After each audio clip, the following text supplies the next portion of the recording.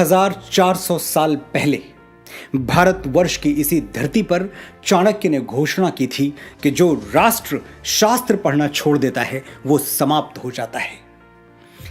क्यों कहा था ऐसा चाणक्य ने? क्यों जरूरी है कागजों में छुपे अतीत को जानना?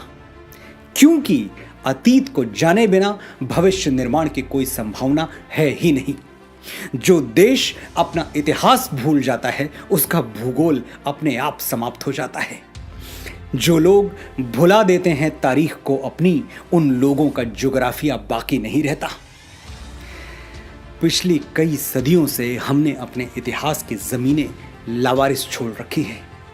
हम न उन जमीनों की ओर देखते हैं, न वहां जाते हैं, न परवाह करते हैं कि हमारे बाप दादा की जमीनों में कौन सी फसल बोई जा रही है और वो फसल कौन बो रहा है, किस नीयत से बो रहा है या फिर किस बदनीयती से बो रहा है। कहीं ऐसा तो नहीं कि हमारी उपेक्षा कुछ शैतानी ताकतों के लिए मुंह मांगी मुराद बन गई और उन्होंने गौतम और नानक के इस जमीन में कलंक के बीज बो दिए। बिल्कुल यही हुआ है। तभी तो हम इस हद तक ब्रेन वॉश्ड हो गए कि अचानक हमारी प्री प्राइमरी टेक्स्ट बुक में गा से गणेश हटा के गा से गधा लिख दिया गया और हमारे माथे पर बल तक नहीं पड़ा। हमारे घर तक आने वाली सड़कों के नाम भी किसी अकबर, हुमायूं, जहांगीर जैसे ग्लोरीफाइड डकैत के नाम पर रख दिए गए और हम रिबन काटते हुए मौका परस्त नेताओं को देखकर तालियां बजाते रहे। अचानक नैरेटिव बदल दिया गया। आदर्श राज्य कैसा होता है? जैसा अकबर का था। अच्छा, तो राम राज्य क्या था?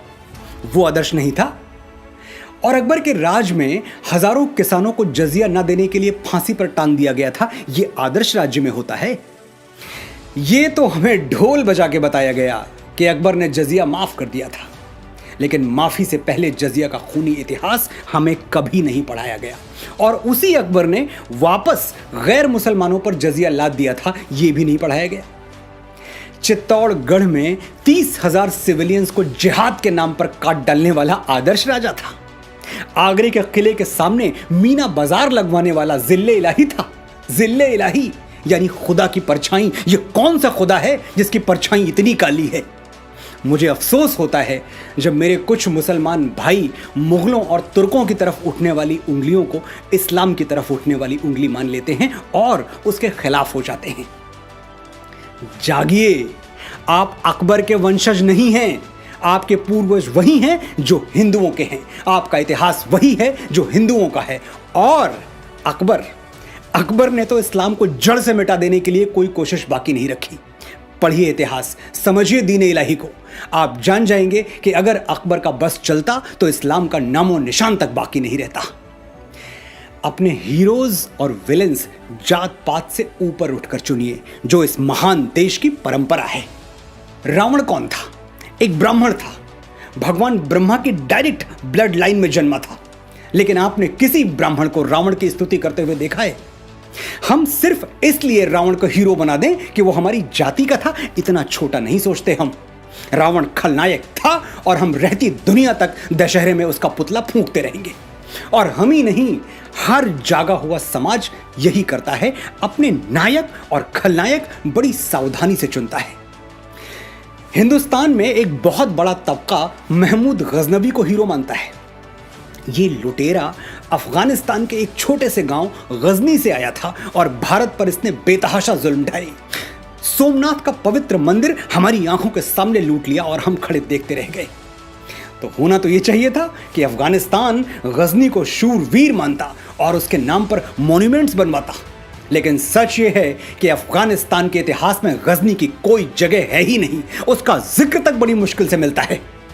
अफगानिस्तान के मुसलमानों ने हिंदुओं का मंदिर लूटने वाली अपनी इस नालायक औलाद को डिसोन कर दिया, अपनी ऐतिहासिक जायदाद से बेदखल कर दिया।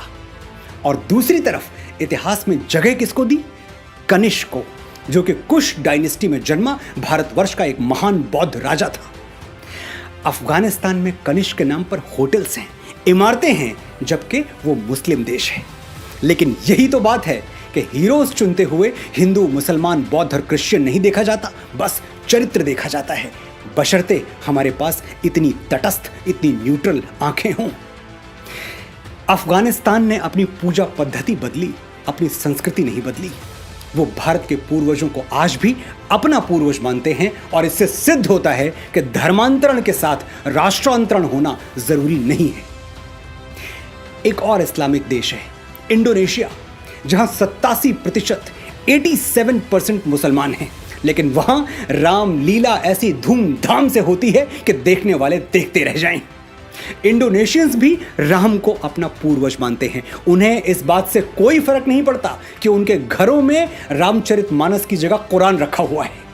धर्म अलग है तो क्या, पूर्वज तो एक हैं।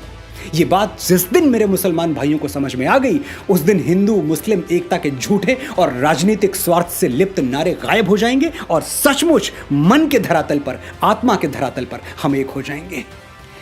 वापस लौटते हैं उस बात पर जो मुझे चुभ रही है और आपको भी चुभनी चाहिए।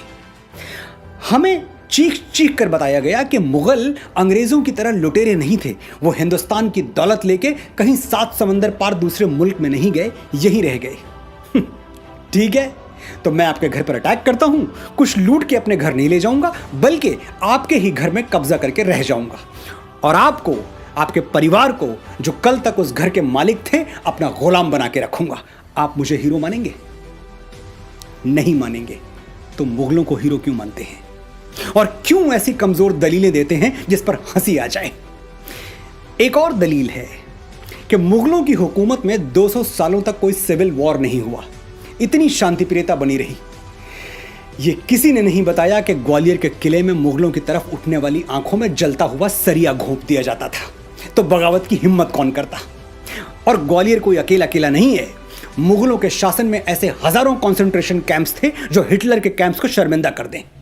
जिन आतताइयों ने तख्त को रिश्तों, नातों, मर्यादाओं और उसूलों के ऊपर रखा, हुकूमत के नशे में अपने बाप को काल कोठरी में ठूंस दिया, अपने ही भाइयों के गर्दनें उतार ली। अगर उनके राज में शांति बनी रही तो वो शांति ऐसी ही थी जैसे सद्दाम हुसैन ने इराक में बनाकर रखी थी या फिर किम जोंग टू ने नॉर्थ कोरिया में बनाकर रखी हुई है। ये दोनों नाम गूगल कर लीजिएगा, आपको मेरी बात समझ में आ जाएगी। ये मुगल और तो खैर कहीं भारतीय संस्कृति से प्रभावित नहीं हुए, लेकिन बाबा तुलसी की एक चौपाई का अनर्थ इन्होंने जरूर कर दिया। भय बिन होए न प्रीत, डर के बिना शासन नहीं चल सकता। बस ये भूल गए कि श्री राम ने किन परिस्थितियों में डर का सहारा लिया था। जब समुद्र हजारों विनतियों के बावजूद उन्हें लंका जाने के लिए, अपनी प्राण प्रिया सीता को रावण के चंगुल से छुड़ाने के लिए रास्ता नहीं दे रहा था, तब राम विवश हो गए थे बल प्रयोग के लिए। विनय न मानत जलधि जड़, गए 3 दिन बीती, बोले राम सकोप तब, भय बिनु होए न प्रीति। राम ने साम्राज्य विस्तार के लिए कभी भय का सहारा नहीं लिया। राम राज्य में रहने वालों के लिए राम की घोषणा क्या थी जानते हैं? राम राज्यवासी त्वम प्रोचिरस्व ते सिरम, न्यायार्थम युद्धस्व सर्वेषु समम कर, परिपालय दुर्बलम विधि धर्मम वरम, प्रोचिरस्व ते सिरम, राम राज्यवासी त्वम। You live in Ram's kingdom, hold your head high, fight for justice, treat all as equal, protect the weak, know that dharma is above all। Sir उठा के जियो, निर्भय होके जियो, ये राम राज्य है। ऐसे राज्य की तुलना अकबरी कुशासन से हंसी आती है। हम सदियों से इस बात पर खुश होते आ रहे हैं कि शेर शाह सूरी ने दुनिया की सबसे लंबी सड़क बनवा दी, लेकिन श्री राम ने समुद्र पर, पानी पर पुल बना दिया। इसके लिए हम सैटेलाइट इमेजेस मांगते हैं, वरना विश्वास ही नहीं करेंगे। महाराणा प्रताप ने हल्दी घाटी का युद्ध हारा नहीं, यह सिद्ध करने में उस महान मेवाड़ी वीर की आत्मा को 450 साल लग गए। उस दिन हल्दी घाटी में वो राजपूत कुलद्रोही मान सिंह तो महाराणा को नहीं हरा पाया, लेकिन हमारे अविश्वास ने हरा दिया। और महाराणा कोई अकेले नहीं है।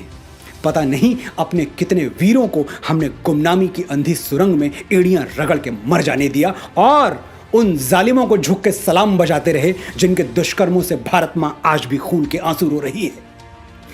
समय आ गया है कि हम अपने गिरेबान में झांक कर देखें। जयचंद के नाम पर हम थूकते हैं, लेकिन एक पल के लिए ठहर के सोचिए, कहीं जाने अनजाने हम भी अपनी संस्कृति और सभ्यता के जयचंद तो नहीं बन रहे, उससे छल तो नहीं कर रहे। मैं प्रेम के मीठे गीत लिखने वाला एक साधारण सा लेखक हूं। आज मेरी बातों में आपको क्रोध और कड़वाहट नजर आई होगी, लेकिन मैं इसके लिए क्षमा प्रार्थी नहीं हूं। मेरा ये क्रोध अगर करंट बनकर आपको नींद से जगा दे तो मैं इस क्रोध का आभारी रहूंगा। मुझे खुद जागने में कई बरस लग गए, आप इतना लंबा समय ना लें। मेरे अनुभवों से सीखें, सच्चे इतिहास के दबे हुए स्वर गुंजायमान करें, अपने बच्चों के लिए सही आदर्श, सही नायक छोड़ें, झूठे नायकों के मुखौटे उतार के फेंक दें, अपनी विरासत को माथे से लगाएं और इस धरती माँ का ऋण चुकाएं जहां मैं और आप बीज बन के फूटे हैं और एक दिन राख बनकर समा जाएंगे। जय भारत, जय भारती।